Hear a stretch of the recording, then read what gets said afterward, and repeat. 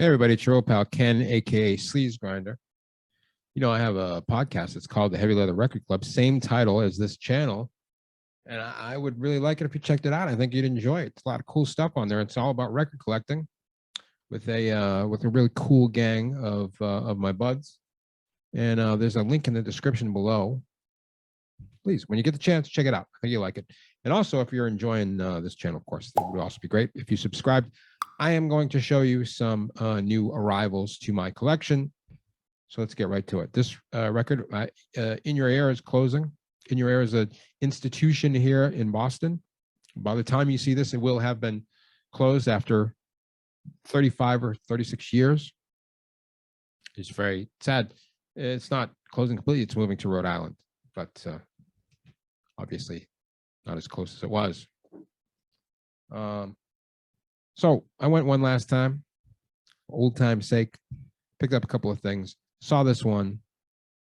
Never see this band's records anywhere. So it's Killdozer, Little Baby Button from 1987. I first heard Killdozer on a Nick Zedd short film called King of Sex, which was the song, Killdozer's song, King of Sex, obviously provided the soundtrack. If I remember, it was just him, like, you know, throwing some girl around on a bed, usual Nick Zedd stuff. But I really liked the song. It took me a while to find out who did it. It was Killdozer. So this was Killdozer's third album from 1987. It's on Touch and Go Records. You remember Touch and Go. And, you know, these guys were pioneers of the whole kind of noise rock thing that really took hold later on in the 80s and 90s, Amphetamine, Reptile, and all that kind of stuff. Noise rock was already a thing when these guys showed up, but they did it in a really unique way. And the unique way was it kind of sounded like Psychotic Hillbillies. Now, lots of bands sound like Psychotic Hillbillies now, but not a whole lot did at the time. And Killdozer were really great about it. And this one, Little Baby Button, was all the songs were about Psychotic Hillbilly types too. Really, like a lot of bananas, kind of true crimey stories that they made up. Although one of them, the puppy, is actually about a biker gang that killed one of their initiates. But anyway, and by the way, none of it at all, because it was, came from the punk background. None of it was that serious. It's actually a really fun record to listen to, even though it's nonstop murder and mayhem. I was born feet first. It shows in the way I think. I work at the sausage plant. It makes my clothes stink.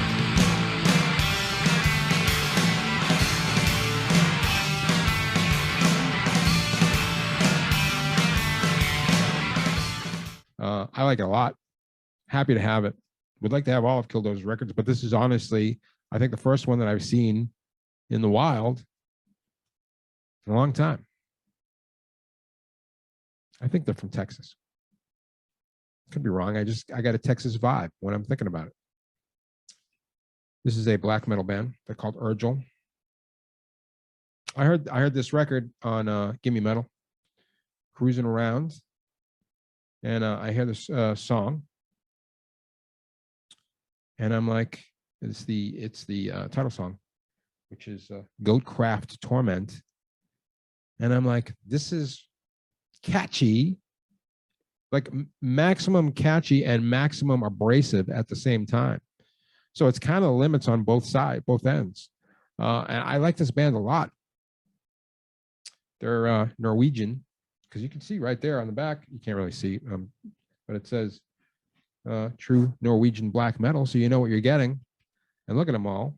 Look at them. Look at these guys. They're in it. They're in it for real. But man, really fun. Satanic black metal in hell. Sentiment of Chaos, Nefastus Nex, Nisus. It's all there, man. It's a really fun record. I like it a lot. Is it on any kind of? No, it's just standard black. But what else? What else color could it be? But yeah, I'm not sure what this is from. I feel like it's from mid 2000s. I'm in 210s. Anyway, I can get more of the records because I really enjoyed it. The Savatage reissue campaign cranks on. And I thought I was done after Hall and Mountain King. But like, nope, I gotta go one more. Gotta go one more. And now they were very bombastic at this point, very far away from the band that did Sirens. Yeah. Sabotage, you know, they're classic 80s metal band.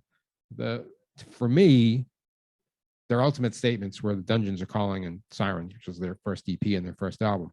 But of course, they kept going. They eventually turned into Trans-Siberian Orchestra.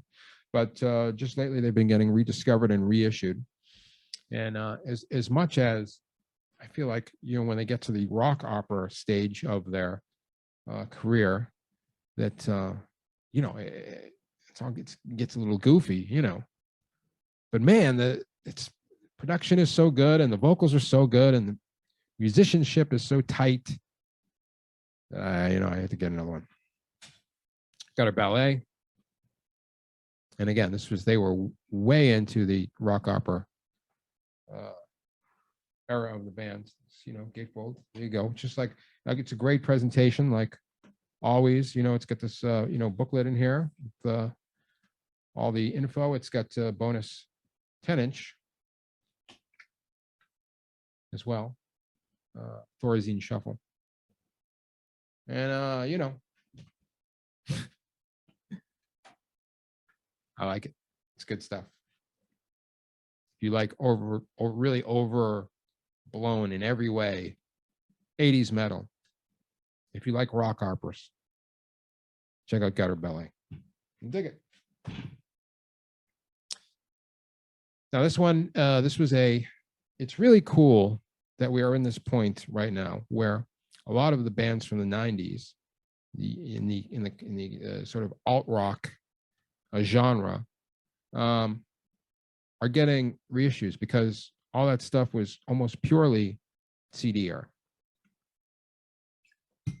Vinyl was being thrown into landfills like CDs are now. So, you know, there's different labels, Friday Music on Vinyl, who are putting this stuff out. Neither of which put this one out, but I'm just mentioning it. What's interesting about this one is that it came out as a bootleg last year, which I was very excited about. I didn't know it was a bootleg. I was just excited that it was coming out. And it was super expensive. It cost $50, I think. It was the first $50 record I ever bought. But I bought it, got it. You know, it was a European import. Got it, listened to it. Sounded completely flat. Sounded like it was sourced from, you know, MP3s.